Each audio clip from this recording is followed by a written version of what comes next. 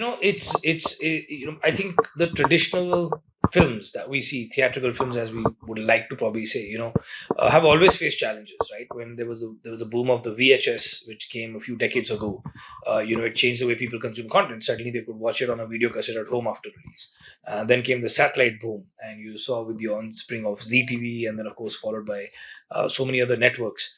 And now you have the OTT world. So I think there are constant challenges that are put forth, to such films. But that's what makes the whole theatrical experience so exciting and equally challenging for us to deliver as filmmakers, because you're constantly fighting so many different ways of consuming content. The distribution has changed.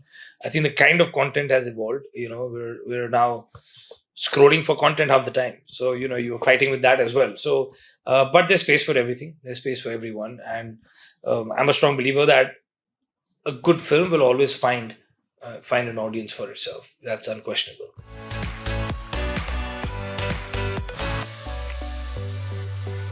I think over the years we've seen a lot of films where the protagonists are females.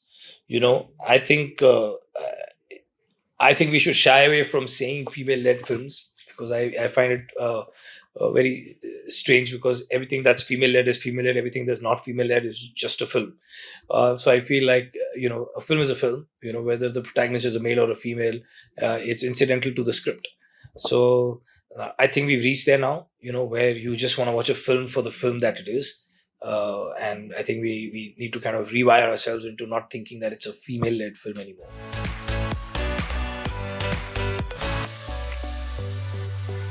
I don't know. I don't think there's a conscious effort on my end and my team's end to kind of choose different genres just so we can show. I think it's about stories that we resonated with, scripts that we liked, and we thought we should put them together.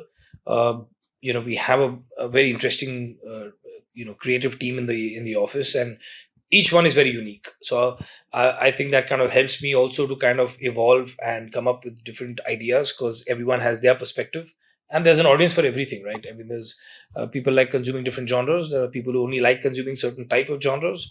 So I think as a company, we strive to kind of create that plethora of content, which is, I would say, genre agnostic and medium agnostic. Yeah.